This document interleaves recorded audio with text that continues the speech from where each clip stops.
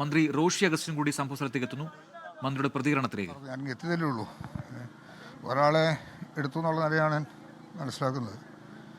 മറ്റുള്ള നില അവരെടുക്കാനായിട്ടുള്ള ശ്രമത്തിലാണല്ലോ ഇപ്പോൾ കാര്യങ്ങൾ നടത്തിക്കൊണ്ടിരിക്കുന്നത്. അപ്പോൾ ആ നിലയിൽ ഇമ്മീഡിയറ്റ് NDRFൻ്റെ സേവനം നല്ലവണ്ണം പ്രയോജനപ്പെടുത്താനായിട്ട് കഴിഞ്ഞിട്ടുണ്ട്. കാലാവസ്ഥ മോശമില്ലാത്തതുകൊണ്ട് രക്ഷാപ്രവർത്തനം കുറച്ചും കൂടി എളുപ്പത്തിൽ സാധ്യമാകുമെന്നാണ് പ്രതീക്ഷിക്കുന്നത്. ഈ വഴിയായിട്ട് ഇത് ദേശീയപാത നിർമ്മാണവുമായിട്ട് ബന്ധപ്പെട്ടുകൊണ്ട് അശാസ്ത്രീയമായിട്ടുള്ള ചില മണ്ണെടുപ്പും മറ്റു കാര്യങ്ങളും ഇതിന് കാരണമായിട്ടുണ്ടെന്ന് പറയുന്നു. ഇതിപ്പോൾ ഈ മണ്ണെടുപ്പിനെ സംബന്ധിച്ചിടത്തോളം ഇങ്ങനൊരു സാധ്യത ഉണ്ടെന്ന് നേരത്തെ അറിഞ്ഞുകൊണ്ടാണുള്ള ആൾക്കാരെ മാറ്റി താമസിപ്പിച്ചത്. അപ്പോൾ ആ നിലയിൽ അവിടെ നിന്നാണല്ലോ ഇവർ തിരിച്ചു വന്നത്. എന്തെങ്കിലും ഇപ്പോൾ റിലീഫാണ് ഏറ്റവും അടിയന്തരമായിട്ടുള്ളത്. ഏതായാലും അതിന് സാധ്യമായ കാര്യങ്ങളാണല്ലോ ഇപ്പോൾ നമ്മൾ ചെയ്യാൻ സാധിച്ചിട്ടുള്ളത്.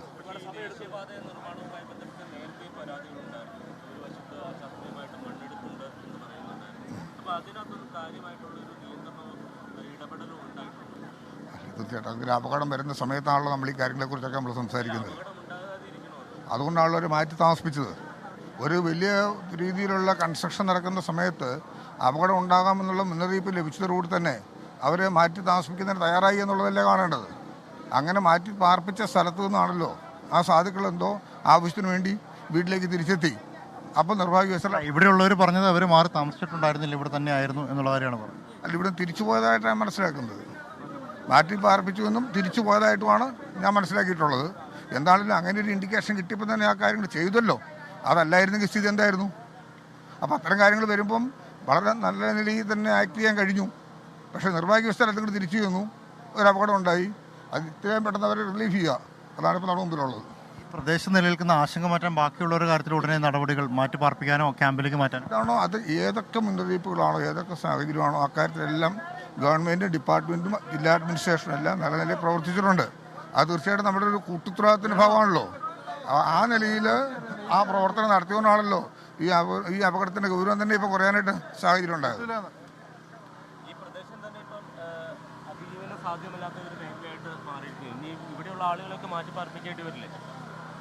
ഇപ്പോൾ ഓരോ സാഹചര്യത്തിൻ്റെ പശ്ചാത്തലത്തിലല്ലേ.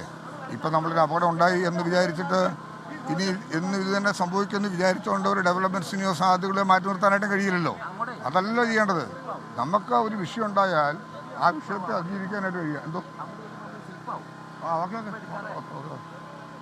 അതൊരു എനിക്ക് തോന്നിക്കുന്നില്ല. അങ്ങനെ ഇപ്പം നമ്മൾ ചിന്തിച്ച് നമുക്കൊന്നും തന്നെ ചെയ്യാൻ കഴിയാത്ത സ്ഥിതിവിശേഷം വരും. ദേശീയപാത ഉണ്ടാകേണ്ട ആവശ്യമുണ്ടല്ലോ. അതിനുവേണ്ടിയാണല്ലോ ഈ സാഹചര്യങ്ങളെല്ലാം രൂപപ്പെട്ടത്. ആ നിർമ്മാണവുമായി ബന്ധപ്പെട്ടുണ്ടായ ഒരു അപകടമാണല്ലോ ഇപ്പോൾ നമ്മൾ കണ്ടത്.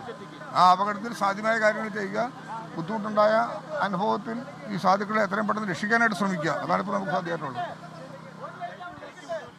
മന്ത്രി റോഷി അഗസ്റ്റിനാണ് പ്രതികരിച്ചത്. സംഭവവുമായിട്ട് ബന്ധപ്പെട്ടുകൊണ്ടുണ്ടായ പ്രധാനപ്പെട്ട ആരോപണം എന്ന് പറയുന്നത് ദേശീയപാത നിർമ്മാണവുമായി ബന്ധപ്പെട്ടുകൊണ്ടുള്ള അശാസ്ത്രീയമായ മണ്ണെടുപ്പാണ് ഇത്തരത്തിലൊരു മണ്ണിടിച്ചിൽ ഉണ്ടാകാനും അതൊരു ദുരന്തത്തിലേക്ക് വഴിവെക്കുന്നതിനും കാരണമായത് എന്നതായിരുന്നു. പക്ഷേ ഇത്തരമൊരു സംഭവം ഉണ്ടാകും എന്ന് മനസ്സിലായ പശ്ചാത്തലത്തിൽ തന്നെ അതിനു വേണ്ടിയിട്ടുള്ള പോംവഴികളും നടപടികളും ഉണ്ടാക്കി ആളുകളെ പെട്ടെന്ന് തന്നെ മാറ്റി പാർപ്പിക്കാനുള്ള ശ്രമങ്ങൾ നടത്തിയിരുന്നു എന്നതടക്കമുള്ള കാര്യങ്ങളാണ് നിലവിൽ മന്ത്രി റോഷി അഗസ്റ്റിൻ വിശദീകരിക്കുന്നത്. പക്ഷേ എല്ലാം കഴിഞ്ഞതിന് ശേഷം ഈ പരിപാടികൾ, ഈ നീക്കുപോക്കുകൾ, ഈ മാറ്റിപ്പാർപ്പിക്കലുകൾ കൊണ്ട് എന്ത് ഗുണമുണ്ടാകുന്നു എന്നൊരു ചോദ്യം അപ്പോഴും ബാക്കിയാണ്. കാരണം ഒരു അപകടം ഉണ്ടാകുന്നതിന് മുമ്പ് ശാസ്ത്രീയമായ പഠനം ആ മേഖലയിൽ സ്വാഭാവികമായിട്ടും നടത്തേണ്ടതാണ്. അതും ഒരു വലിയ നിർമ്മാണ പ്രവർത്തനം നടക്കുന്ന സമയത്ത്.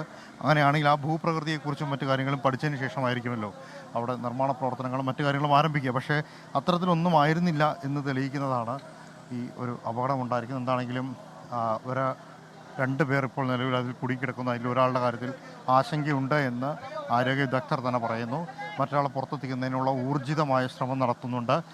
നാട്ടുകാരെല്ലാം തന്നെ വൈകിട്ട് 6:30 മുതൽ തന്നെ ഈ നാട്ടുകാരെല്ലാം തന്നെ രാപ്പകൽ ഭേദമില്ലാതെ കാലാവസ്ഥയോ സാഹചര്യങ്ങളോ ക്ഷീണമോ ഒന്നും വകവയ്ക്കാതെ തന്നെ നിരന്തരമായ പ്രവർത്തനത്തിലാണ്. എത്രയും പെട്ടെന്ന് അപകടത്തിൽപ്പെട്ടവരെ പുറത്തെത്തിക്കുക പ്രധാന പ്രാധാന്യം നൽകുന്ന നിലവിൽ സന്ധിക്കുക തന്നെയാണ്. കാരണം ഏറ്റവും ആദ്യം അല്ലെങ്കിൽ ഏറ്റവും നിലവിലെ സാഹചര്യത്തിൽ ഏറ്റവും പെട്ടെന്ന് പുറത്തെടുക്കാനും പ്രാഥമിക ചികിത്സ നൽകാനും കഴിയുന്നത് സന്ധിക്കാണ്. അതുകൊണ്ട് തന്നെ സന്ധ്യയുടെ ജീവന് വലിയ പ്രാധാന്യം നൽകിക്കൊണ്ട് പുറത്തേക്ക് എത്തിക്കുന്നതിനുള്ള നടപടികളാണ് ആരംഭിച്ചിരിക്കുന്നത്.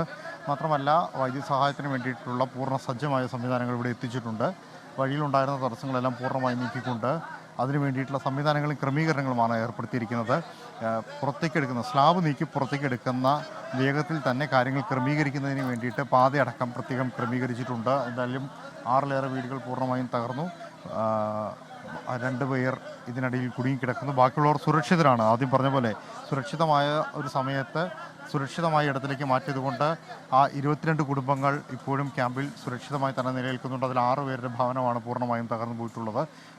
അതേസമയം ബിജുവും സന്ധ്യയും ആ സമയത്ത് വീട്ടിൽ നിന്ന് പോകാൻ തയ്യാറായില്ല. പൊക്കോളാം, തറവാട്ടിലേക്ക് പോയിക്കോളാം എന്നെല്ലാം പറഞ്ഞിരുന്നെങ്കിലും അവർ പോകാൻ തയ്യാറായിരുന്നില്ല. പക്ഷേ അവരെ കാത്തിരുന്നത് വേറൊരു വിധിയായിരുന്നു എന്നുള്ളതാണ് നമുക്ക് മനസ്സിലാക്കാൻ കഴിയുന്നത്. ഏതാണെങ്കിലും ത്വരിതഗതിയിൽ തന്നെ ഇപ്പോൾ സമയം 2 മണിയോട് അടുക്കുകയാണ്. 10 മണിയോടുകൂടി ആണ് ഈ സംഭവം ഉണ്ടാകുന്നത്.